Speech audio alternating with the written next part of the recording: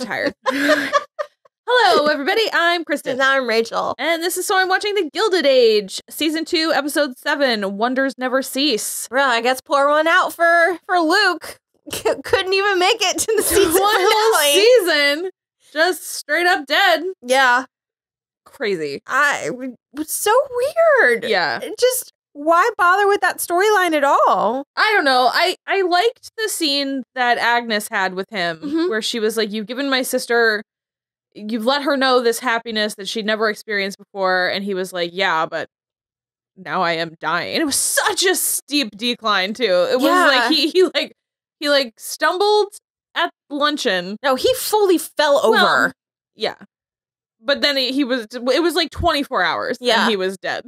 This, I feel like, would have really hit harder if he'd been in season 1. That, or if we got a season 3, if it happened in like episode 3 of season 3, you know, where it was like all of a sudden, and then it's like he was made of cancer the whole time. Exactly. I don't know. The real Ada's husband was the cancer we found along the way. No, but like I totally take your point where it's like they have this cute little romance and then they get married in the finale, and then in episode 1 of season 3 we find out that he's riddled with cancer, and then like you said, episode 2 or 3, it's like an immediate decline. Or if like they got married at the same time that they did this season, but we got more time with them, just like taking care of Pumpkin and like having a holiday together. Sure. Like we didn't even get I feel like they were married, like, so they went on a honeymoon, but I feel like they were married for like maybe a month and a half. Yeah. I don't know. It's very, the way that they're like ripping through some stuff, it kind of reminds me of season 1 of House of the Dragon, where but this isn't based on a book because everybody kept on just being like, well, it's like they have to rip through all of this stuff so that we can get to the exciting part. And I'm like, I guess, but you're blowing past things that I'm like, no, I want that. I want to watch more of that. And yet we have yet to open this fucking opera house. Yeah, but we've had a whole man show up and die in the span of this Metropolitan Opera. You've breezed past too much because he showed up, he wooed Ada, he got married, and then he died. He crammed a lot into a small amount of time. Seemingly weeks. I don't know. Months max. But it's like, that's what it reminds me of, though, is the House of the Dragon, because I was just like, so we time jump 15 years every episode and don't get to see Rhaenyra bone down with Sir Harwin Strong even once before? I mean, unbelievable. Totally unacceptable. And so that's kind of where I'm at here. And I think that's part of why, again, to the detriment of all of our watchers, I'm going to compare this to Downton Abbey again. But I think that's a big part of the reason, in addition to the bloated cast, why this show to me is not quite as compelling as Downton Abbey. It's because it's blowing through things a little too quickly. Yeah, Luke seemed like a really nice man, and I would have really been devastated when he died if I cared about him even a little bit. Like you because I didn't really care about him outside of the fact that I remembered him from Friends and he made Ada happy. Yeah. So it's like it's like opposite fridging. It's like fridging but a dude. But also I don't think that this is going to like thrust Ada into any kind of like intense storytelling, except for maybe she'll try to like break away from Agnes a little bit more now that she's married. Now she's a widow, she is entitled to like freedom. I mean, we hope, because it could also just slam her back in the other way, just be like, the one time I tried, I woke up next to my dead husband. Yeah, she really did fall asleep and then was just like lying with his corpse. Yeah. I mean, it has to have happened so much in history. Yeah, I know, but I always, because when you die, like, don't all of your liquids just release? Not always. Okay. Yeah. That's always my fear, because it's like, not only you might have to wake up next to a corpse, but like also corpse juice. No, I don't want to do that. It's like, I mean, it's not uncommon, but not everybody voids when they die. That's what it's called. Is it really? You void your. Oh, interesting. Yeah. No, not every corpse does that when they die. It depends. It's like sometimes all the muscles release and sometimes they all tighten up immediately. Yeah. Like everybody goes in rigor mortis, but it depends on like how you die, where you die, things like that. Interesting. What you die from. Interesting. Okay. I was like a criminal justice minor in college. That's the word for it. And the brain place, where you learn shit. And so I took some like forensic classes. Interesting. So it does happen sometimes, but like a lot of the times in movies and stuff, it's played for comedy. Like if it's a sad death scene, just imagine that that person didn't void their bowels in death. Like, so Ada did not wake up in a pool of pastor shit. Like, thank goodness. She just felt his cold hand and was like, no. Yeah. Although Cynthia Nixon's acting and especially Christine Baranski, like their embrace was hit me in the heart balls. They are both spectacular actresses. I know. And this show, okay, I like this show. There was like one episode that we both were, it was like a weird day, it was a weird week, and we both were like, this show might be bad. I'm still really enjoying it. But it is so far below the caliber of like 80% of the actors that are working on it that it's like almost upsetting watching them do these things. Yeah. It's so weird. It's just very wooden. Yeah. And these bright spots of talent that we get to see leave me so starved. And so now that I have them, I wish I didn't, because now it's like everything else is going to look so less than. Yeah. If that makes sense. And it does. I don't know. After we had that one episode where I just took like the hugest dump on the show. Well, it's been an improvement since then, too. It has been, yeah. But I have seen a lot of, like, there's a channel that I watch a lot that does a lot of like essays about pop culture called The Take, that basically did a whole video of like, the Gilded Age is so boring. Yeah. Why do we love it so much? And it's that is the general consensus, where so much happens yet nothing happens. It's so boring, but we can't stop watching it. Yeah. And so I do feel fed from these last couple of episodes, but it's just like, sure, man, I guess. Yeah. It's bizarre. It's like, I don't know, because on the one hand, some of the stories for me are kind of lacking, but on the other hand, I get to watch Carrie Coon prance around in that peacock green night dress and make out with Morgan Spector and then just show me her side profile for like 5 whole minutes. And the fashion was pretty good in this episode, although Peggy's party dress was a nightmare. What was the butterflies? But I don't know. I don't know. And that's why I feel like I'm being gaslit with some of the costumes. Well, because that was Peggy's only bad dress in this episode. No, the rest of her stuff in this episode was spectacular, especially that hat she was wearing. It was so good. One hat was really good. But because I know I have seen that like all this to do about the costuming department and the research that's done, that dress looked like it was from like 579.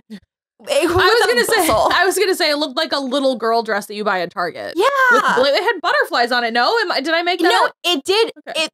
The butterflies look too modern. Yeah, agreed. They look like digital butterflies, and it was also like almost a bubblegummy pink color, which I'm not like 100% certain was in fashion at the time. And I feel like it's fake. Like I don't know. And so, if we are going to go, like, if that butterfly dress thing was from a fashion plate, amazing. The butterfly should have been hand painted. Something, yeah. Because it looked to 2022 or 2020, well, probably 2022 when this was filmed. But it was, and then she had the necklace and the tool piece. There was like 3 things that she could have taken off. I agree. Everything else, usually Peggy cannot touch her. She is far and away the winner. But again, like, that's her first bad dress. Like, I feel like almost ever. Yeah. Like, she's worn a lot of kind of like muddy brown plaids. which are not my favorite, but she makes it work though. And they suit her profession. Yeah. So it's fine. The color looked gorgeous against her skin tone, but it just looked so juvenile. It looked like a dress that Gladys would wear. Sure. And also when she was talking to her two friends, the one of them looked like Belle. Yeah. That yellow dress I was like, what are we doing? Audra McDonald, however, stunning. Yeah. Fantastic. Just like crystallized, like white and champagne. It was amazing. Okay, so to begin, I mean, we began with dead Luke, which sucks. Like we both were like, I'm really bummed, annoyed, and now Ada has to be in mourning. Just black dresses from now on. Just saddle. I don't know. So George has made a deal. He's giving like a pay increase to the tradesmen only for 6 months only. And they're making like safety adjustments, and they're like putting in a school and a park and stuff in like where the mill is in Philadelphia, Pittsburgh. And the union guy is like, I know what you're up to. Obviously, you're trying to divide us, you know, because only the tradesmen are getting this, and it's going to, you know, divide by race and immigrant status and stuff like that. The Italians and the Jews are getting the short end of the stick. Yeah. So say the whole word. So that is happening. But George still comes out smelling like a rose because he stopped the like massacre basically at the last minute. So it's like he's got it like a soft moment, and he is still scheming with his man, which like fine. Well, and when he even said, you know, because he remembered that in the 77 strike or whatever, they shot up all of the strikers, and he was like, they automatically became a hero. And I was like, which I knew, because as soon as that happens, they're they all become martyrs. For the cause. You were totally right. You said that last week. Yeah. So, you know, everything is like okay for the moment, except that then he meets with all the other mill owners, and they're like, you've totally fucked us, and now it's us against you. And George is like, you guys, please be pragmatic. And they're like, ugh, safety regulations. Bish posh. It's just like, yeah. Otherwise, these people are going to keep dying. And so the thing for me is like, us care about the poors? Never. Ridiculous. I think that George is still going to come out on top, because what's going to happen is the rest of them are going to be overrun by their workers. Right. Because they're not making these changes, but they know George is. And so he's, I think, gonna elevate. I agree. Still. I was also right about something last week, which is that Maude Beaton is a shady bitch. And she has totally swindled Oscar for almost all of the Van Ryn money. Yep. He spends the whole episode basically finding out that he got scammed. And he like, it is very unfortunate that George is the one that has to tell him, because he like comes to shake his hand and he's like, I don't want things to be awkward. Like we're neighbors, and, you know, Gladys and, you know, whatever. And then he's like, and also no hard feelings. I'm invested in this like business. And George is like, there's no such business. So he goes all around. The office is cleared out. Aurora doesn't know where Maude is either, and can't remember really where they met, but she's just always been around. Yep. And then the house that he's been picking her up and dropping her off belongs to somebody else. You know, she was just on the stoop. Waiting outside. Yeah. Which is not very proper. But he's not very proper either. So I guess maybe he wouldn't have. Well, she might have just like gotten up towards the door and just be like, okay, bye. And then made to like she was going to go walk inside and then walk away. So, weird. Yep. So he does go back to his buddy, John Adams. I'm a historian. That's just found two men in an embrace in their graves. His ex-lover, John Adams. And he's just like commiserating. He's like, what? I felt really bad right after I did it. I was like, they're just good friends. They're just good friends. It was just funny. So he's very best good friend. Yeah, good, just good. Are they friends? They're friends, right? So yeah, he goes there to commiserate, and he's like very upset. And John comforts him, and he does admit that he's like, I didn't think I was in love with her, but she made me laugh, and we got along, and I thought we could be happy together. And I didn't think that John needed to twist the knife to say like, happy enough, you mean? Yeah. But come on, man. Can't you see he's as low as he could get already? Yeah. But I just was like, that's really nice because I think it does prove that he did turn a corner at the beginning of this season, which I like. I like stuff like that. And Oscar has turned into a much more compelling character to me this season than he was last season. I agree. I'm just really bummed out that the character that got hate crimed at the start of the season just got his shit wrecked completely. I mean, I have a feeling we can't make the Van Ryans destitute. I mean, who knows? But we killed a character after 7 episodes. Yeah. I do, though, feel like, because I said it while we were watching, I do feel like this is going to make it a lot harder for Marion to get out of this engagement with Dashiell because he has money. Although she and Larry looked like they were sharing a very long look at each other in the preview for next week. Well, also in the end of this episode, after Luke dies and she's outside saying goodbye to Dashiell, the literal second he's out of her sight, she is eyes only for Larry. And he's like, would you like to take a walk? And she's like, yes.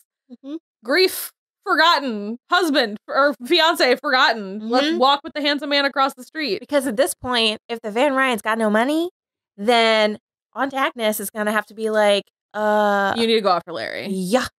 Because he got money. Yeah. Well, and Marion and Bertha already get along. Yeah. Like, they're already friendly. So he would actually be like, and she's much more suitable than Laura Benanti anyway. So what a pill for Agnes to swallow. But I mean, yeah, I get okay.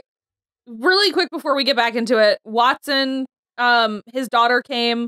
We still think something shady's going on. Yeah. But she was like, I never wanted you to leave. You were supposed to be gone before I ever found out, but you didn't leave. And I found the letters. And so I confronted him. We're going to give you an apartment here. You'll be a retired banker and you'll be in society with us and all our friends. And when he was like, and I guess I'll have to relinquish my job. And she was like, And that part just feels weird. It feels super weird. Because I think they're just going to try to like commit him or something. Yeah, something like that. I don't know. He's going to be put away somewhere. His poor little bald head is too perfect for trepanation, you guys. But yeah, I did kind of like that. I feel like he's really attached to his job now. I think I think he's good at it. And I think he feels great pride in it. Yeah, he feels useful. Which I appreciate about characters like that. So it seems good on the surface, but I guess we'll see a little bit more later. Also, I think she wins my favorite dress of the episode. It was good. There were so many good ones, though. This episode's really hard to choose. I don't know. Bertha had really, really good ones. I didn't care for her Brooklyn Bridge party dress, but no, that was probably my least favorite of Bertha's. This episode. Like floral pattern with the really interesting lattice when lace. She was with Miss Astor. Yeah, and then her dress when Miss Astor called her out. Yeah, at Aurora's house. Although Mrs. Astor's dress was really good there too with that velvet. Yeah. Well, I really liked the little like capelet situation. Yeah. It was like really structured. That was really neat. Whose dress in that scene was not good was Mamie Fish. No. That bright green. It ain't for you, girl. You're a winter. Yeah. Well, and then it was like this weird dishwater gray. It looked like the gray stuff. It's delicious. Yeah. Whatever. Yeah. But then I was like, what choice was that? But I think the bustle. Yes. I think the tulle coming out of her bustle was that color. Oh, okay. Gross. Yeah. Not great. So I'm desperate for her to get a hobby because her just being like, this is thrilling. Watching Oscar like freak out. Yeah, well, so Oscar goes to Aurora and is like, what the fuck? Where's Maude? And she's like, I don't know. I invited her, but she didn't come. And he's just like, that's in the midst of his freaking out. Okay, they're still trying to keep the black schools open. But they're having a hard time, still for the same reasons, because they're like getting smeared, basically. They have decided that it will help if they can get some people interested in integration. They need the white people. Unfortunately. Yeah. And they need some white teachers and some people who wouldn't mind their white kids going to school with black kids. And so they have to make the school board care. So they have to push the whites in there. Push white people. Man. Yeah. We're just from Jump Street. Horrible. Everything is bad. Marion gives an impassioned speech and is like, we need these teachers. We need these schools. It's important, yada, yada. And then a white Irish teacher comes up after and is like, I've been out of work for a while because I'm Irish. They hate me. We have our own problems. I would love to have a job, and there's lots of others of me, and the kids have a hard time at the school too, so we can like bring our kids as well. So I think that's great. I think you are onto something, which is that Marion is going to try to teach at the black school, and Dashiell is going to try to put his foot down. Because he might be racist. Yeah. I think he's probably racist. Yeah.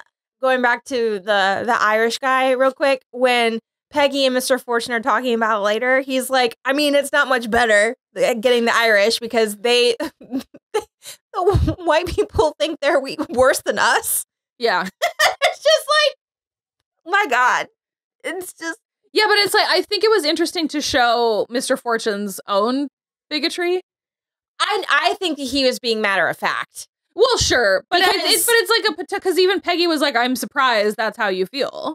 Yeah, on one hand, sure. But like, I think he's being very, very pragmatic because at this point, they, like the black people, we Irish have to people, take the worst white people. Yeah, but like black people, Irish people, Italians, and the Jewish community, like all are on the same level at that point. And so it's just like, I get it, where he's like, no, this looks great. But like, as soon as they find out they're Irish, the school board's not going to care.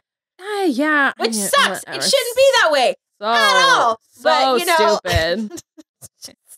Can't we get a good waspy teacher in here? Yeah. Well, Marion. Waspy. Yeah. So fingers crossed that we get that next episode. That would be great. I really want that. I really want Marion just to be like, and just go do it.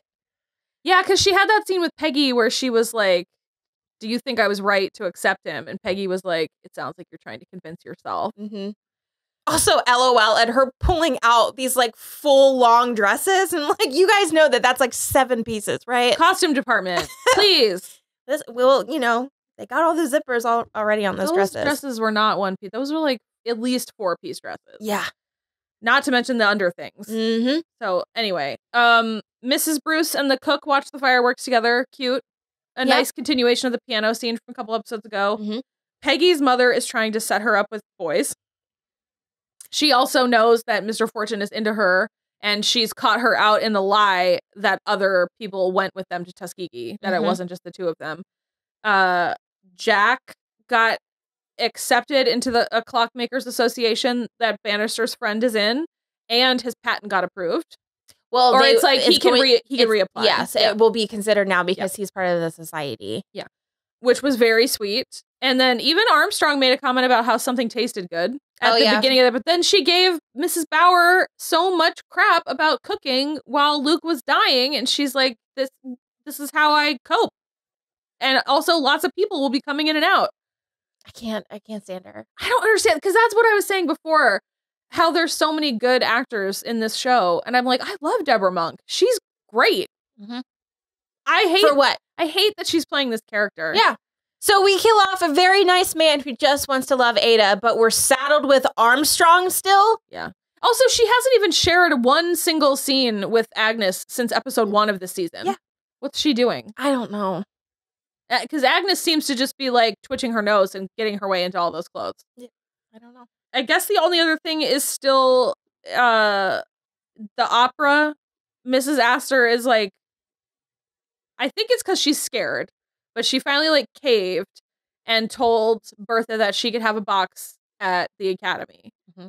And she was like, I'll have to speak to Mr. Russell about it. And he basically was like, you'll be a founding member at the Metropolitan. Yeah. And it's like, you're building it from the ground up. And also you kind of can't abandon them now. Like it's so late.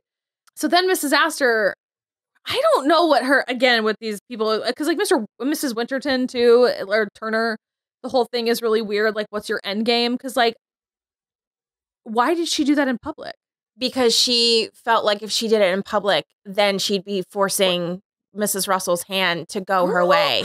I know. I'm like, you guys don't understand her whatsoever. You ought to know about her. Mm-hmm. And so she was like, I don't want to embarrass you, but like, I can't switch now. Like, it's, I'm very grateful that you wanted to offer me a box, but like, no. And she like forced Bertha to do it in public. And then she just like left and like threw a fit and left. Yeah. And she was like, I can't believe you would do this here. And she's like, you started it. can't believe you would do this here. Yeah. And so then Mrs. Astor stole the Duke. I'm sick to death of the Duke. I don't care. And introduced him to, news to me, President Arthur.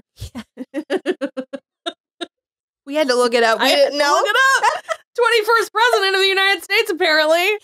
Remember when presidents were just like dudes? Yeah. Where they didn't leave some kind of stain like on society. They were just like Chester A. Arthur. Yeah, in and out. What did he do? Nothing. No clue. One term. His wife's name is Nell. Love it. My kingdom for President Arthur. I'm like fucking sick of it. Ah, man. Yeah, so I guess he also was vice president for James Garfield just before. Chester Alan Arthur. Who knew? Not us. Not me. We went to public school. Yeah, but I got good grades in social studies. Me too. American history is so boring. It's so boring. So, yeah, no, couldn't be bothered. So Peggy and Mr. Fortune did have a little drinky drink, and I don't want it. I don't want it. Based on our comments, you guys don't want it either. So blessings to you all this holiday season. It's not it for me. No, and I like every time she like leaves when he's like, "Oh, I'll come with you," and she's like, "No, that's okay." I literally say, "My best to your wife," because that's all I want her to say. She's all never. the time. That's the thing is she like keeps not saying wife. Can I meet your wife? Yeah. How's your wife? How's your family? What are you and your wife doing this evening? Yeah. No one talks about her. I still feel like we are going to find out that she's been dead for 40 years, but I don't know. It's very weird to me. It's very weird. I don't love it. I like, are the writers, there's like groups of writers for like each character or something, and then they all are separate, and then they all come together, and then they just go, an episode! Almost every episode has credits for writers, Julian Fellows and someone named Sonia Warfield. So, I don't know. What are we doing, guys? It's weird. I do think that's mostly it. We did Bertha, George, Mary, and Jack. Oscar, Ada, Agnes. Yeah. Pretty good episode, though. Mm-hmm. Oh, hey, guys. Don't know if you've seen it, but we saw a clip of Morgan Spector in real life. He has so many tattoos, and they are so hot. He's got like paintbrush strokes across his back. Would you like to come with me while I get ready?